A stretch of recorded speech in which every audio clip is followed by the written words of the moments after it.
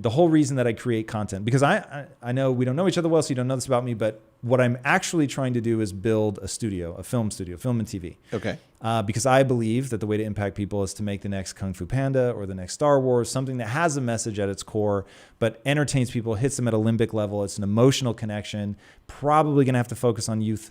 That bums me out because while I really enjoy that and I've always wanted that to be a part of it, I don't want to give up on adults, which is, if you know Jeffrey Canada, is very much his advice. But hitting people at an impressionable moment in their life, whether that's youth or they're just open, with something that resonates emotionally, that is able to incept them with a portal. I'm very much using your language on that. I would normally think of it as growth mindset or whatever, but you're incepting them in a moment with a portal that causes their Portals are more violent. Then I love it because I love that kind of shit. So let's use violent language. So I'm going to, in fact, know that anytime in the future, since I'm going to adopt the word portal, that it just comes with a TM in your name. Oh. So I'm certainly not trying to rip it off, but I will help popularize it. They belong to us all. And I think that that's really important to me, is that the portal story, like the Matrix, is a universal. And if you think about it, Neo, just to see how well I remember the film, Neo is kind of searching for something. He's leading this underground lifestyle by night. And he's sort of pieced together that there's a something, and this is what brings Trinity into his life, where Trinity is going to go out and contact him and let him know that if he follows the White Rabbit, with an obvious homage to Lewis Carroll, so the portal story within a portal story. And he goes into this Australian S&M club, which is very funny, that this is his introduction to a world in which Morpheus is going to take him through the looking glass. And that scene of waking up, in a completely different context, I think it is the violence of the portal. I love that.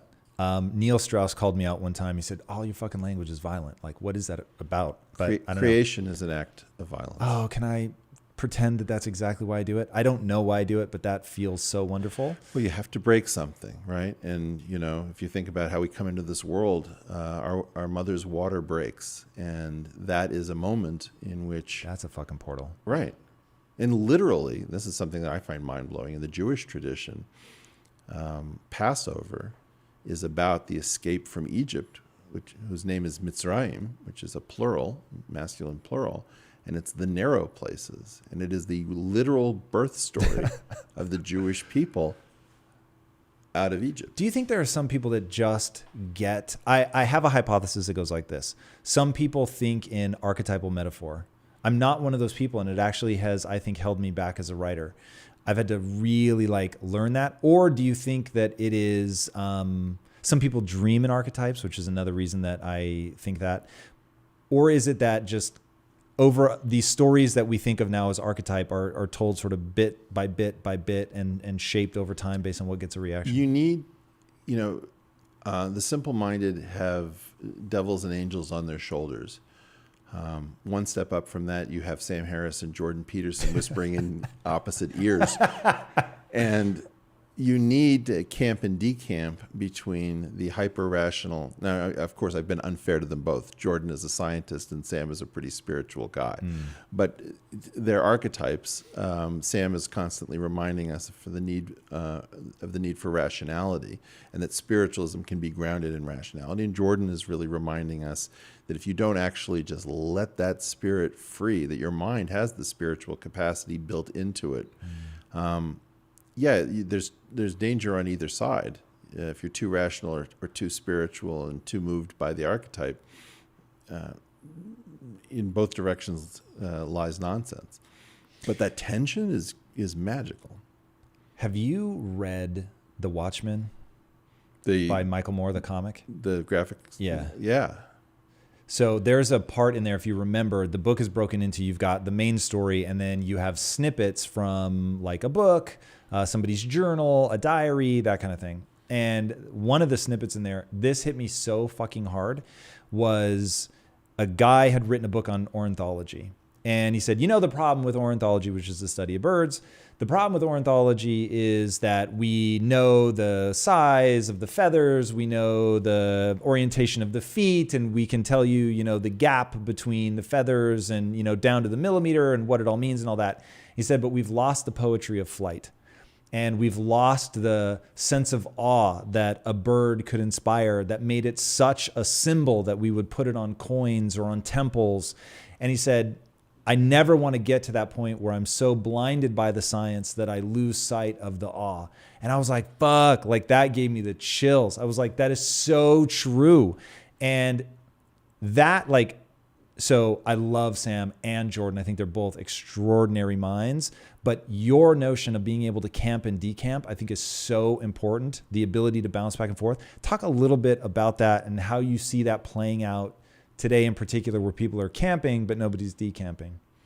Well, it's very interesting. People sometimes accuse me of having it both ways or middle of the road, and nothing could be further from the truth. People get annoyed with that? Well, they have the idea that you're, pick a side, man. Why? Well, because it's pure, because there's mush in the middle from their perspective. And what I view is, wow, you imagine that these two sides have been warring, let's say, for thousands of years or hundreds of years or even decades, and it's not because both sides probably have a point. And it's just not, there's no synthesis of that dialectic. Mm. So you have these sides yelling at each other, and I always think if two sides have been yelling at each other with smart people on both sides for a long time, that's my cue that they haven't found a frame outside of flatland. They're trapped. They have not found the portal. And so what I start doing is I invite them both into my mind, initially in a sandbox. Can I represent the other person's argument so they would say, yeah, man, that's exactly what I'm saying. All right, can I do that for both sides? Or are there multiple sides beyond two? And so once you sort of have all of these things playing in your head, then you start saying, okay, I'm going to make an outreach from one sandbox to the other. What if I'm convinced that there is no God, but that religion is super valuable? What does that feel like? Or I'm convinced that there's absolutely a God, but that it leads us into madness with people making claims that can't be substantiated and we have to revere them, right? Whatever these things are. So once you start doing that, and that's why, for example, years ago on the Tim Ferriss program, I talked about using coprolalia. You just use a string of swear words to let your brain know we're not in Kansas anymore. This is not safe space. We're working blue. It's after hours. It's time to get creative. It's time to get violent. And you have to be decent about it. That's like, comedians. If you go to I was just catching a set at the comedy club, at the Comedy Store, and that's pretty brutal. But on the other hand, it's happening in a room. Everybody's there voluntarily. And in general, there's a limit to how bad it's going to get. Mm. And so these kind of rough spaces that aren't safe spaces are important if we're going to be generative. And, my belief is that we all have to recognize that the pure states are to be avoided. Or rather, that you have to embrace multiple pure states, because purity of one particular kind or another is where madness comes from. We have to welcome the infection. Man, as you were talking, I was getting the chills. That, to me, that notion of being in what you're calling the sandbox, of being able to steel man the argument. Was it your brother that came up with that phrase, or did he just bring it to the? No, I think I brought it to the wider world, but it came out of the sort of East Bay rationality community. At least that's where I found it. So I love the concept of steel manning. I think that's so important. I think ideologically, people have to believe it is their obligation to steel man somebody instead of trying to tear them down. To first understand, right? And I say that selfishly. One of the things I don't understand is when and I think this is what you mean when you say that the madness happens in the purity, I think more from a biological perspective, that once the crop is completely homogeneous, it is fucking at risk. One thing goes wrong and the entire crop is lost, right? Well, even worse, imagine somebody who's eukaryotic decides that they're infected with their own mitochondria. Yeah. Then the thing that's powering every cell in your body, which was initially probably a prokaryotic infection, it becomes something you need to rid yourself of. Okay, well, in the process, you're going to just, you're going to go totally OCD. It's like somebody told you, hey, there's a quarter in your new leather couch, go get it. And there's no quarter there, and you're just going to rip the thing to shreds. Yeah. So getting people to, as a selfish driver, to put themselves in a position where they're constantly trying to understand where the other person is coming from so that they can adopt anything that works, right? So Bruce Lee said, take what works, discard what doesn't, add your own. So having that, anybody whose primary goal is self-development, and yes, we have the guitar. Anybody whose primary goal is self-development, I think has to have as a part of their operating system a desire to first listen, hear what might be usable, even if you think that that's a rival camp, take on what works, discard what doesn't, and then find a way to leverage that so that you can do things in the world. And my obsession is getting people to understand, and this is one of my portals, and this is the path I was going down earlier.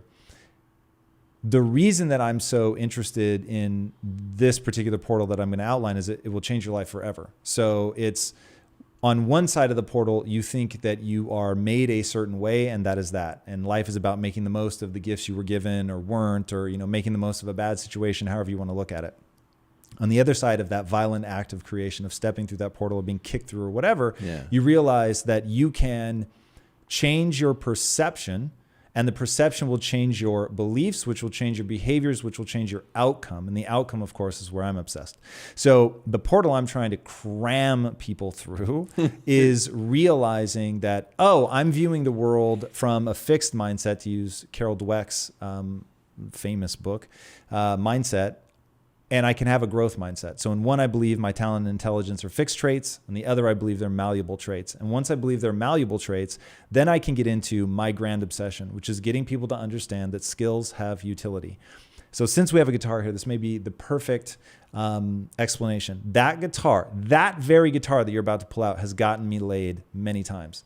Now, that's a real outcome, because I wrote songs for my then girlfriend, and she was moved by it. It was a full recognition of her psychology and what made her feel good and made us feel connected and made her feel sexual. And because I could make her feel sexual, then I got to have the experience that I wanted to have. And also I wanted to connect, and I wanted to convey something to her, and I wanted to create the shared lexicon that you were talking about. We could adopt the Indian canon or the East Asian canon, whatever the canon. Like, we were building a canon together, and it was like to be able to reference a song that I had written for her. I mean, it began to shape our lives together. But that started with my dumbass having to learn how to play a G chord, a C chord, a D chord, right? But those skills have utility. They let me do something. And so the thing that freaks me the fuck out about people, and leaning back now, testify about people that they get lost in what you call the purity. They're stuck in their idea. They're not looking to steel man the other argument. They just want to know how they're right. Is skills have fucking utility. Like, if you learn something from that person, you're going to be able to do something you weren't able to do. That thing right there is based on an impurity. The guitar, which is even tempered. You going to break it out while you explain? All right. So I don't know whether your mics can pick this up. It'll probably pick it up barely. I'll narrate for anybody at home who's watching, and he will pick back up where he left off.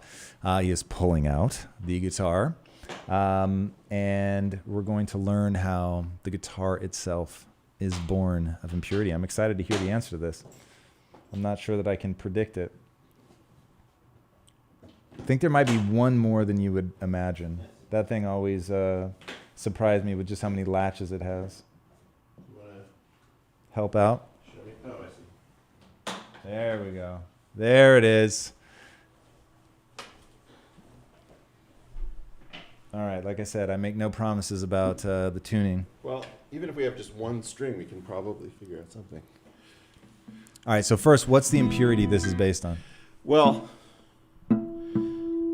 so if you break the string into 3 pieces, so this would be your E string, but if I place my finger exactly at the midpoint, it will double the frequency. And if I place it a third of the way through, it should be giving me 3 times the frequency. Now that number of 3 times the frequency is not actually the even-tempered version of 3 times the frequency. What do you mean even-tempered? Well, we have 12 frets in an octave. Okay. Those have been specifically geared by the person who made the guitar to break that octave, which is a doubling of the frequency, into 12 exactly equal steps. Okay. If you do 12 exactly equal steps, then you will never reach exactly 3 times the frequency as you go up an octave, which is 12, and then 7 more half steps, which is 19 steps in total. That's as close as you can get. So it's the difference between, and that sounds almost the same,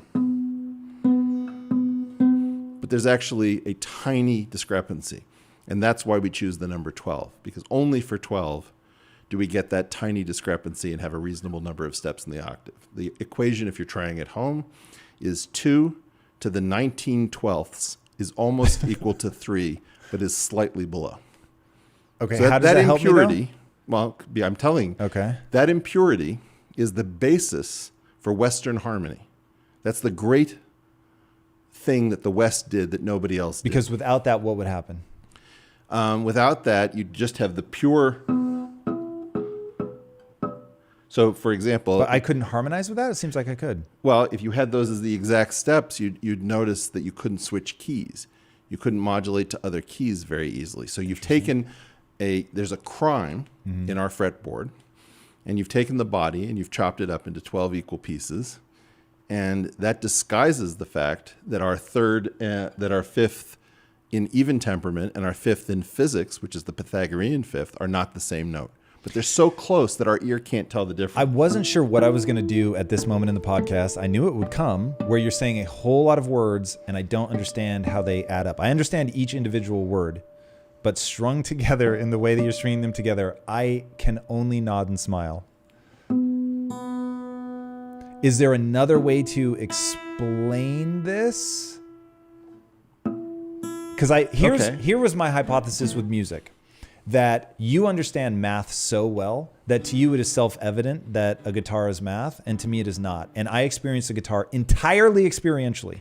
So whatever portal exists between the experience of music and the math of music, I desperately want to cram myself through because I think it'd be fucking amazing to understand that. No, I don't want to understand it. I want to feel it. I want to understand at a body level. Okay. And I don't know if my mind is, I don't like to have a fixed mindset. So I'm very open to, I just haven't had the key insight that's going to invite me through the portal. But it feels like the thing I don't understand is math. And that there's a key insight to be had in math, that until I have that key insight in math, your sentences will continue to sound cool. Like when you talk, it almost sounds like poetry, but I don't understand it. Okay, well, the first thing you have to know is that there are certain things that are encoded in physics that sound to us as if they are composed or like music. And if I understand them, they're going to make playing the guitar easier? Because I want people to understand what the punchline is if we fight through and I figure out what you're talking about. I'm going to just play harmonics that would occur if we strung a catgut between 2 trees in Borneo. Okay. Okay.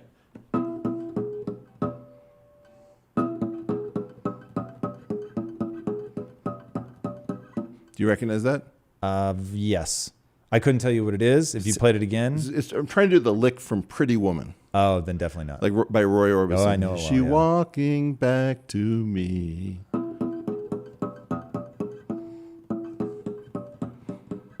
So those notes are encoded into the Fourier series of the vibrating string. Okay. So the point was that I don't think that whoever wrote that song that Roy Orbison made famous, I don't think that song is composed so much as discovered. It really just came out of expanding a series of vibrations for the wave equation of the vibrating string. But because of that, right? There's certain things that people will say are cultural, like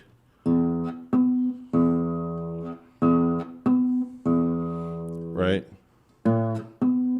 So, oh heave ho from the Wizard of Oz, or wise men say, right? That alternation has to do with the natural modes of a vibrating string. So all over the world, people hear oh, heave, oh, as a natural tone, right? Like Okay.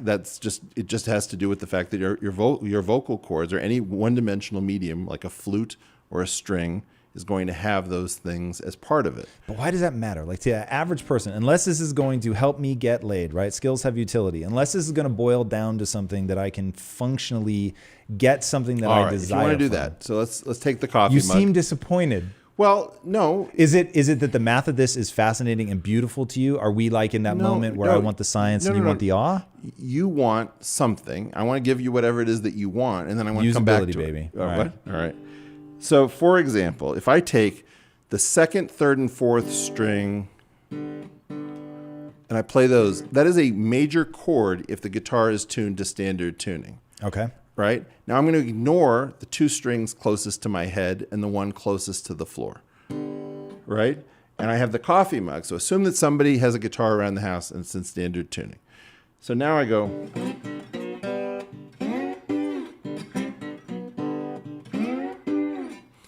Now, I don't have to learn how to fret a G chord or a C chord or all the things that hurt my hand. I've got my claw around like a mug. Right?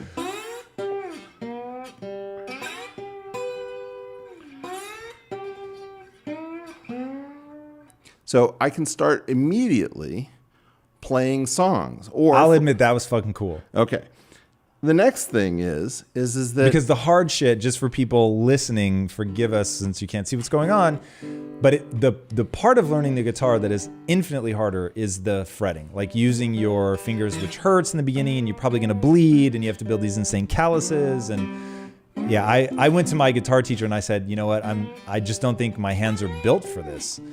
Because I could not do a bar chord to save my life. So to see you use a mug that effectively is right. So I'm throwing away most of the guitar, or half of the guitar, strings 1, 5, and 6.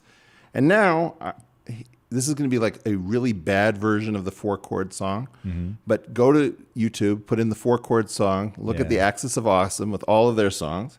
So here's the key thing. In the 4-chord song, 3 of the 4 chords are just strings 2, 3, and 5 with the mug at different positions along the fretboard. 12, 7, and 5, these frets. Okay? The only thing that you have to throw in is that there's a minor chord, which is strings 1, 2, and 3 played at the 12th fret position. Now, this will be a lousy version of the 4-chord song. But the key point is if it comes to you in under 2 minutes, that you can now play all of the songs in the 4-chord song badly with a coffee mug and a guitar that somebody else tuned, then you're through a portal. So, for example, if you think, let's try Beast of Burden, which is it's going to be the wrong voicings, so the musicians will object to it. So.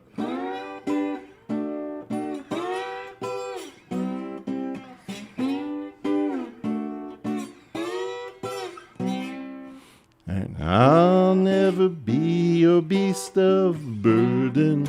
Now, that's not a great version of the song, but for 2 minutes and you think you're musically hopeless, it's not too bad. We're talking about Mike Einziger, right? Yep. This genius musician, everybody thinks is an amazing guy. What's even better about him is that he's a very generous teacher. He's a good friend. He's a great guy. How the hell did you meet him? The network, man. As soon as you break out, you meet all of these amazing people. When I followed the rules, I didn't meet anybody. That's interesting. That's a conversation worth having. But finish this thought. And then So we'll the thought I was going to have is that if you think about that song that he wrote for more or less for Avicii, that took over the world. I didn't realize he wrote a song for Avicii. Didn't he do this? Wake me up when it's all over. Maybe I have no idea. When it's wiser and I'm Wow, older. I had no idea that was him. That's Yeah, so it's like it's the same 4 chords, but he starts from the minor chord in the cycle. So if you put them around, it's like 6 minor. So feeling my way through the darkness.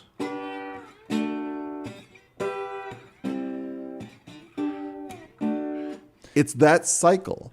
Now, my point is that those are things that once you learn the coffee mug trick, you think, okay, I completely misassessed how difficult this was. Now, was the coffee mug trick, is that the portal, or did you come to realize everything that you just said from first I couldn't principles read and math? music, and I couldn't understand what was being said to me when people tried to teach me music the standard way. So I had to find my own way. If you like that clip, check out the full powerful episode here, and I'll see you there.